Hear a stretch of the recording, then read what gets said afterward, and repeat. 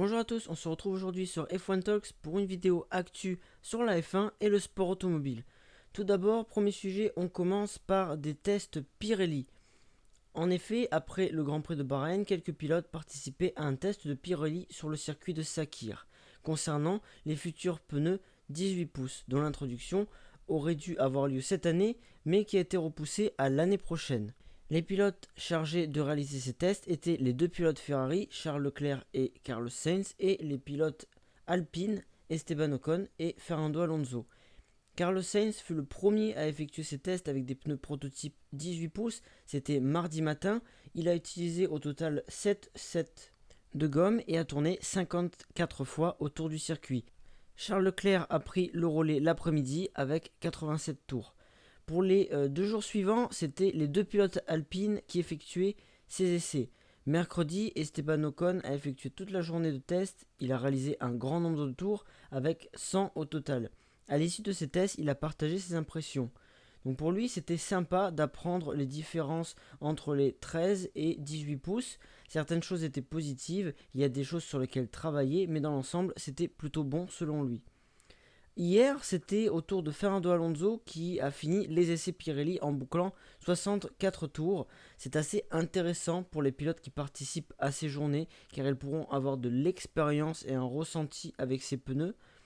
Normalement, il sera prévu d'autres tests Pirelli dans le courant de l'année avec probablement d'autres écuries et bien sûr d'autres pilotes pour qu'ils puissent également prendre de l'expérience et apporter leur feedback aux manufacturiers italiens afin d'avoir les meilleurs pneus possibles.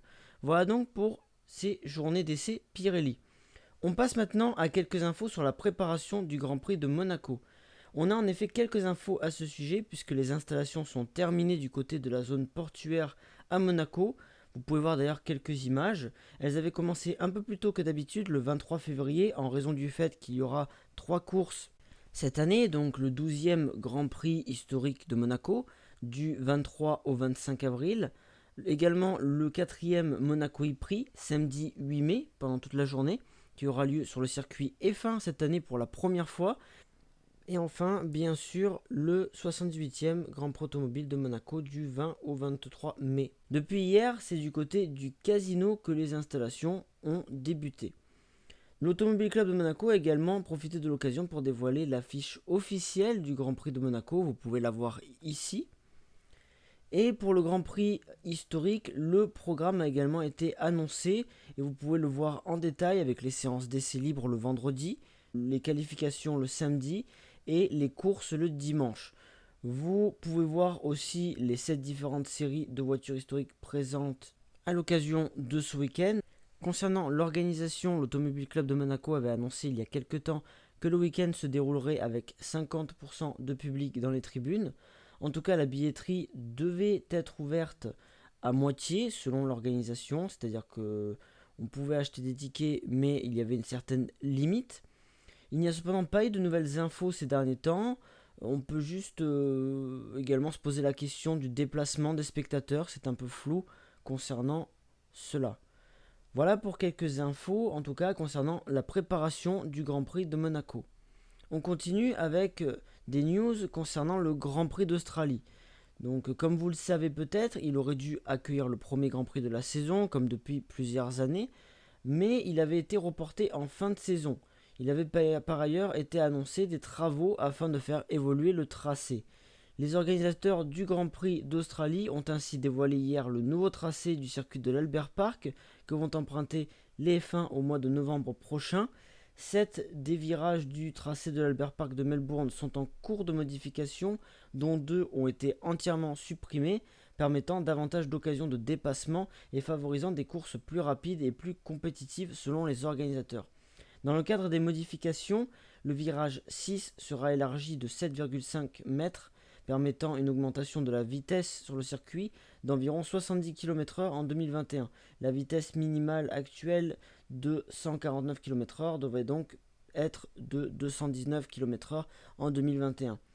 La chicane des virages 9 et 10 actuels sera également supprimée, créant ainsi la plus longue ligne droite du circuit et le potentiel d'une nouvelle zone DRS. Au fur et à mesure que les pilotes utiliseront cette nouvelle ligne de course, le virage 13 actuel élargi et reprofilé offrira plus de possibilités de dépassement. Les virages 1, 3 et 15 actuels seront également élargis, tandis que le virage 1 et les virages 13 et 15 actuels verront leur angle ajusté pour fournir plusieurs trajectoires. Hors piste, la mise à jour du tracé offrira de nouveaux emplacements pour les tribunes et les fans, avec des vues spectaculaires sur le circuit. Pour la première fois depuis sa construction en 1995, l'ensemble du circuit de l'Albert Park sera également refait à neuf à la suite du Grand Prix d'Australie 2021 en novembre. Ce resurfaçage est une exigence indispensable pour garantir que le circuit de 25 ans conserve ses conditions de sécurité. Ce projet concerne également plus globalement, comme on l'a dit, l'Albert Park, et donc il concerne les habitants de Melbourne qui pourront bénéficier de plus d'avantages communautaires avec l'élargissement, par exemple, des parcs au bord du lac. Également, on aura des parkings parallèles supplémentaires et bon nombre d'autres avantages. Également, le PDG de l'Australian Grand Prix Corporation, c'est-à-dire Andrew Westacott, a annoncé que ces modifications du circuit signifient des courses plus rapides avec de nouvelles opportunités pour les pilotes de se battre. En novembre, le Grand Prix d'Australie de Formule 1 sera de retour et devrait être meilleur que jamais selon lui. Il explique également que depuis les années 1950, l'Albert Park est synonyme de course de Grand Prix, ces améliorations s'alignant parfaitement donc sur les changements de spécification des voitures de Formule 1 en 2022. Également, outre tous ces changements sur le tracé, la voie des stands a également été élargie, ce qui devrait permettre à la FIA d'augmenter la vitesse maximum autorisée lors des week-ends de course passant de 60 à 80 km/h à Melbourne. Il est également bon de noter qu'après tous ces changements, le tracé de l'Albert Park devrait mesurer 28 mètres de moins, soit 5 km 280. Enfin, dernière info, d'après le site officiel de la F1, on partirait sur 5 secondes de moins au tour pour le circuit de l'Albert Park, de 1,21,0 à 1,15,8 en qualif précisément, et donc une vitesse moyenne en hausse de 15 km/h. Tout le circuit sera resurfacé après le Grand Prix 2021 pour la première fois en 25 ans de présence au calendrier, je crois qu'on l'a dit un peu plus tôt. Le Grand Prix d'Australie 2021 se déroulera sur le tracé de l'Albert Park, donc du 18 au 21 novembre en fin de saison. On termine maintenant avec la découverte du nouveau casque d'Alex Albon.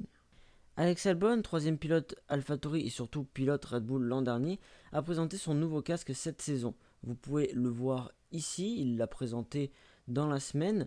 Cette saison, le pilote thaïlandais disputera la saison 2021 de DTM, dont la première manche aura normalement lieu à Monza du 18 au 20 juin avec 2 courses. Il courra pour l'équipe DTM d'AlphaTauri qui s'est engagée dans la discipline cette saison et au volant d'une très belle Ferrari aux couleurs AlphaTauri. Voilà donc pour cette petite vidéo news, j'espère qu'elle vous aura plu. Si c'est le cas, n'hésitez pas à la liker, à la partager, à vous abonner à la chaîne ainsi que d'activer la cloche de notification pour recevoir les prochaines vidéos. Retrouvez-nous également sur Twitter pour suivre toute l'actualité de la F1 et du sport automobile. Sur ce, merci d'avoir suivi la vidéo et on se retrouve très vite pour parler F1 sur F1 Talks.